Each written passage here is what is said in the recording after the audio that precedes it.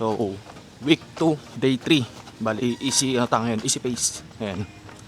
Ganun ulit, zone 2 lang tayo. Medyo late na ako, 6:30 na. Kaya medyo mainit na to. 8 kilometers to. Let's go mga ka-bird brain, let's go. 1K na tayo mga ka-bird brain. Last 7K. Lamig. Medyo malamig pa ngayon pero mamaya mainit na yan. 2K mga ka-bird brain. Woo! Last 6K. Mainit na, mainit na. As usual, easy pace, enjoy lang. Chill lang, chill. Let's go, kita-kits sa 3K. 3K, last 5K. Init dito mga ka-bird brain. Pero ang ganda ang loob ng kalsada.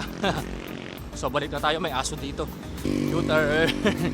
Let's go, last 5K. Good morning. Good morning, Brian. Yan, gaya nyo si tatay, di ba? Nag-exercise tuwing umaga. Para tayo, hindi magkasakit-sakit. Gilid tayo, gilid. Let's go. 4K na mga ka-bird brain, kalahati na lang. Woo! Let's go, let's go. Masikip yung kalsada dito. Dali. Yun, malapit na. Kaso mainit na rin, no? Sakto lang yan, para pawis-pawis tayo. Nakakagutom naman yung doon, mamihan. Ang sarap sana magmami, no? After tumakbo, kaso malayo na sa amin, So, kita-kits tayo sa 5K mga ka-bird brain. Let's go. So, yun, 5K na tayo mga ka-bird brain. Last 3K. Konti na lang. Basic na to, basic. So far, nasa almost, pa tayo? Maintain sa zone 2. Pumipitik ng 147, konti lang. Konting zone 3 lang. Pero most of the time, zone 2 tayo. Na-maintain naman natin. So yung pace ko labo-labo, pero yung zone ko, andun ako. Sa zone 2 kasi ako nakabase. So yung pace pwedeng 630, 640, 650. Yun. So let's go. Kita-kits sa 6K.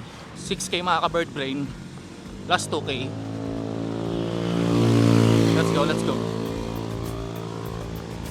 So 7K na tayo mga ka-bird brain. Last 1K na.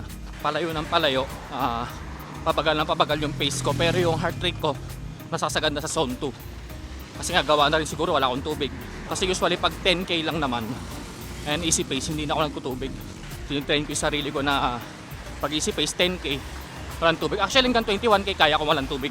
Na-try ko na yun eh. Pag easy pace lang Pero pag mga tempo, kailangan yan. Pero easy pace, hanggang 21K kaya kong hindi magtubig. Itong last 2K ko malayo na sa pace natin. Pa 7 na siya, 7 na actually. Kasi sa heart rate ako bumabase. Pag susundin ko yung kanina mga 640, lalagpas na ako sa zone 2. So yan, kita-kits tayo mga ka-bird brain. Let's go, lapit na.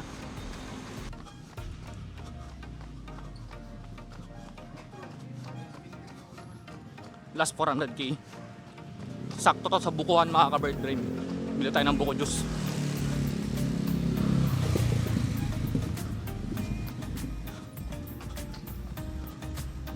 So yun mga ka-bird brain, 8K done as usual. 2 buko juice ulit. Tapos mamalengke na tayo ngayon. Ubus na yung supply ko ng manok tsaka isda. Yan, bili tayo dyan kila Idol. So yun mga ka-bird brain, mamaya malengke muna ako.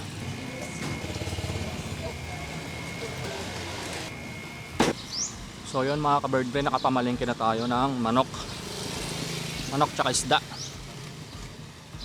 Good for to, mga 3 days siguro to, 4 days. So yun, na tayo, week 2, day 3. Bali tayo ngayon, easy run or zone 2 run. Nung first week ko, kung mapapansin nyo, di ba yung everyday akong tumatakbo, medyo ang sakit lagi ng paa ko, ang sama ng pakiramdam ko kasi bugbog ako nung first week. Ngayong second week, naka-recover na yung katawan ko, nakapag-adjust na ako. Ayun noon, ang na, kahit ko lang kahapon, interval, hindi na siya masakit, hindi na siya bugbog. Meron siya yung normal na pagod lang pag tumakbo. Hindi siya masakit. Alam mo yung feeling na pagod ka lang. Ayun, ngayon wala na. Na relief na ulit yung yung ngawit. So bukas temporan tayo, Huwebes. So simulan nyo na. Yung first week nyo, panigurado mabubugbog talaga kayo niyan. Lalo na kung hindi naman kayo active tumatakbo. Then second week onwards, maganda na yan. Maganda yun na yung kalalabasan ng takbo nyo kasi may enjoy nyo na Maganda nga masanay kayo sa yung 10K is lang, short distance. Next week magdadagdag na ako. Yung 8K gagawin ko ng 10K yung mga easy run ko. Para yung 10K ano na tato. Hindi tayo mainip sa 10K. Parang ano lang siya. Warm up. Masana yung katawan natin.